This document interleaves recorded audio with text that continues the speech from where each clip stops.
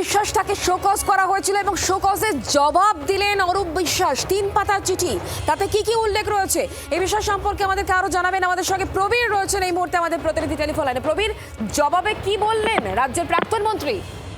দেখো, ব্যাংকে চিঠি দেওয়া নিয়ে অরূপ বিশ্বাসকে শোকজ করেছিল তৃণমূল কংগ্রেস। সেই শোকজের উত্তর দিয়েছেন অরূপ বিশ্বাস বলে জানা যাচ্ছে এবং 3 পাতার চিঠি অরূপ বিশ্বাস দিয়েছেন, যেখানে কিন্তু অরূপ বিশ্বাস তৃণমূল কংগ্রেসের ব্যাংক অ্যাকাউন্টে বেশ কিছু অনিয়ম বেনিয়মের অভিযোগ তুলেছেন। যে কোষাধ্যক্ষ হিসেবে তিনি যে চেকগুলোতে সাইন করেছেন, সেই সাইন করা চেক কখন কোথায় কিভাবে ব্যবহার করা হয়েছে সে সম্পর্কে তিনি সম্পূর্ণ অন্ধকারে।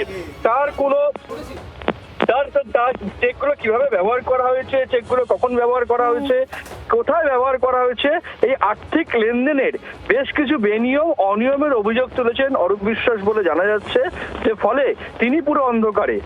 তিনি কোষাধ্যক্ষ হিসেবে দেখা গেছে যে পার্টির কাজে কখনো 5টা 10টা চেক আগে সাইন করে রেখেছেন বা আগে সাইন করে দিয়েছেন প্রয়োজন অনুসারে, কিন্তু সেই চেকগুলো কখন কিভাবে ব্যবহার করা হয়েছে, কোথায় টাকা গেছে, কে টাকা তুলেছে, কত টাকা তোলা হয়েছে, সেই চেক কাকে দেওয়া হয়েছে, এই বিভিন্ন অনিয়মের প্রশ্ন তুলেছেন অরূপ বিশ্বাস।